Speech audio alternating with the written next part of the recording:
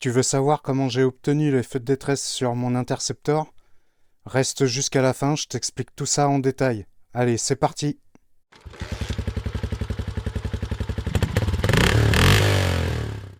Je vais vous montrer comment on installe facilement la fonction warning sur nos machines de 2019 qui en sont dépourvues pour une installation facile et peu coûteuse.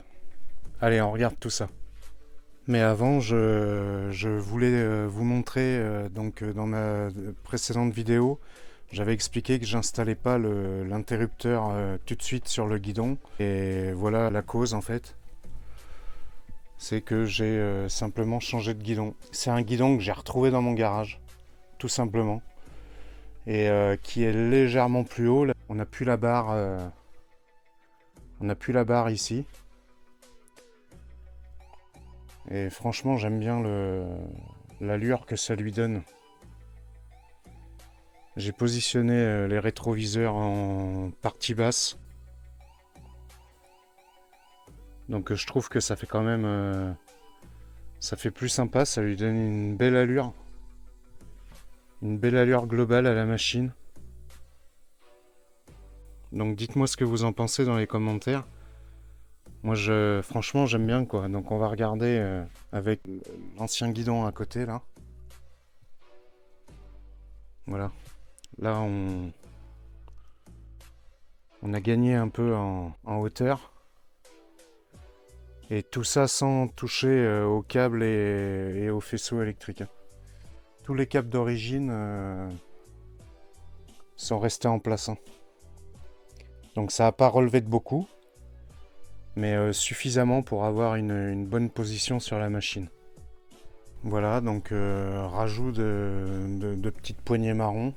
En fait, c'est que la guidoline que j'avais mis en cuir avec le temps commençait à se décoller ici et ça me faisait un revêtement un peu bizarre là sur c'est dommage parce que j'adore ça, mais j'ai préféré prendre des poignées directement de la couleur. J'en ai profité en changeant le guidon.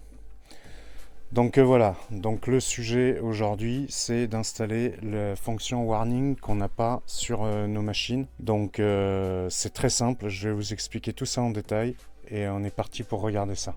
Alors qu'est-ce qu'il nous faut pour pouvoir installer la fonction warning sur nos machines? Eh bien on a besoin que d'une chose, c'est ça, un interrupteur.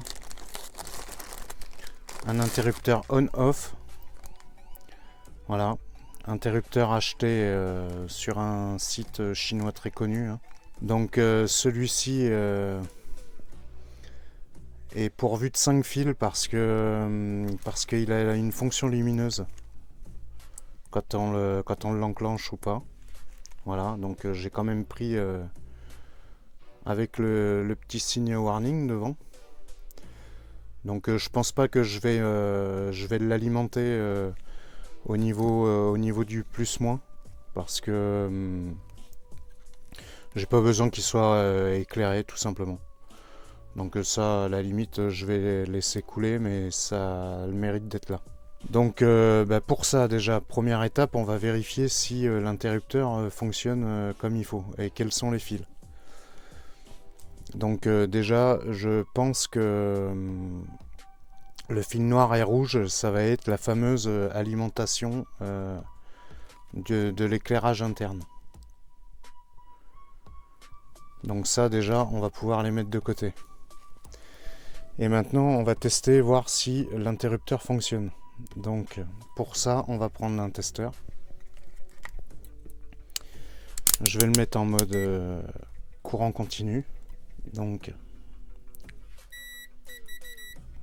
je sais que déjà, c'est ces trois-là qui vont me faire la fonction. Donc je prends sur un, je teste le vert et le blanc. Le vert et le bleu, ça fonctionne pas. Donc là, il n'est pas actionné. Là, si j'actionne le bouton, là, il est enclenché. Voilà. Là, on a le courant qui passe. Là on voit que ça passe pas. Là on voit que ça passe pas. Donc c'est bien le fil noir et rouge, l'alimentation de l'éclairage. Donc là si je reprends le blanc,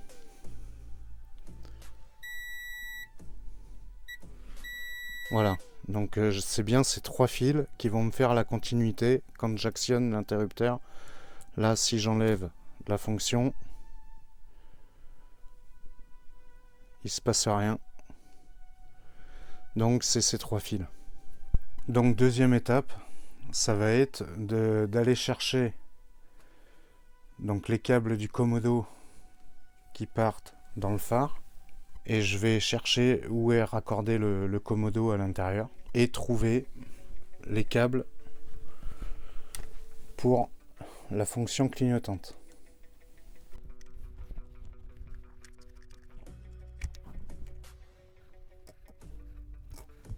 À l'intérieur du phare, j'ai repéré que c'était celui-ci, le noir, donc le connecteur noir ici, qui est le Komodo qui est là-haut. Donc ce que je vais faire, je vais le déconnecter et je vais le sortir carrément du logement là. Voilà, donc je l'ai débranché. Donc on voit bien que il sort du Komodo qui est là-haut, hein, sur le guidon. Donc c'est bien ce connecteur ici. J'ai regardé sur la doc technique. Donc déjà je peux vous dire, ça va être celui-ci. Ça va être le noir-blanc, le blanc ici, et celui-ci, le vert-noir. Donc déjà, ça va être la ligne du haut ici, là, donc qui correspond à ça. Celui-là, celui-là et celui-là. Donc là, tout de suite, on va tester pour voir si c'est bien cela la fonction des clignotants. Donc pour ça, eh ben, je reprends mon testeur. Donc on a dit que c'était ces 3 là qui sont au-dessus là. Donc je vais mettre au milieu et je vais tester à gauche et à droite. Donc là il n'y a rien, là il n'y a rien non plus. Là je vais actionner le clignotant côté droit. Donc là j'ai rien. Là ça bip. Donc c'est bien celui-là. Je reste au milieu. J'essaye à gauche, ça fonctionne pas.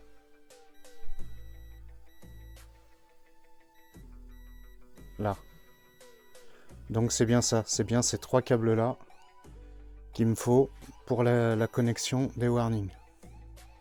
Je viens de remettre la cosse provisoirement et j'ai intégré les 3 fils comme ça par derrière pour voir si vraiment la fonction est bonne. Donc là je vais mettre le contact et je vais actionner les clignotants déjà. Donc clignotant, ça fonctionne. Ok, nickel. Donc là j'ai pris le bouton avec moi. Voilà. Donc les 3 fils sont dedans provisoirement, hein, et là je teste voir si ça fonctionne. Et ça fonctionne les gars. Voilà, on a la fonction warning. Donc je vais brancher tout ça nickel et je vais positionner l'interrupteur au guidon. Voilà, donc je vais refaire mes connectiques une par une, hein. Donc celle-là est déjà faite, voilà. J'ai couplé un fil avec une connexion et je l'ai fait une par une pour pas m'y perdre là. Donc je vais faire la même chose sur les 2 autres et après j'installe tout ça. Tout est branché comme il faut, donc j'ai refait les connectiques, hein. Voilà, donc c'est les 3 duos ici là. Donc tout est bien raccordé, j'ai tout refait les 3 et du coup J'ai éliminé le plus-moins de l'interrupteur, hein, parce que je vous ai dit que moi j'allais pas m'en servir, donc de l'éclairage, enfin la fonction éclairage, je m'en fous un peu quoi. Donc là normalement du coup on doit fonctionner en l'état là, donc j'arrange tout, je remets le phare, je rebranche tout et je vous montre le rendu final. Tout est remonté proprement, tout est installé nickel. L'interrupteur je l'ai mis ici. Voilà la vue de mon poste de pilotage maintenant. Donc ça c'est cool, tout fonctionne. Voilà, je vais vous montrer ça. On appuie sur les warnings.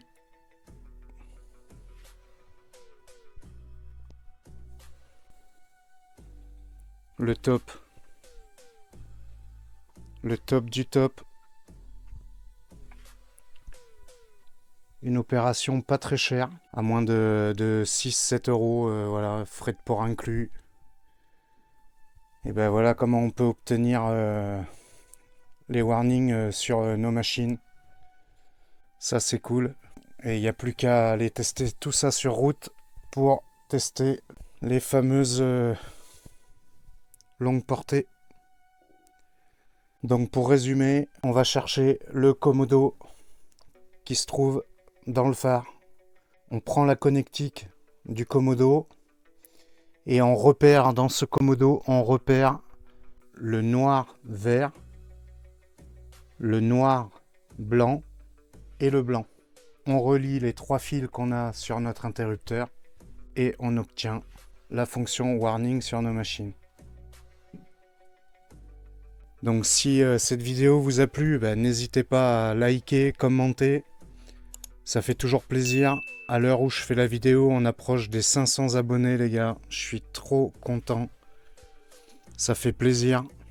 Et ratez pas la prochaine vidéo de l'essai du nouveau poste de pilotage, des feux additionnels, des warnings, tout ça en extérieur. Et sur ce les gars, comme d'habitude, roulez cool.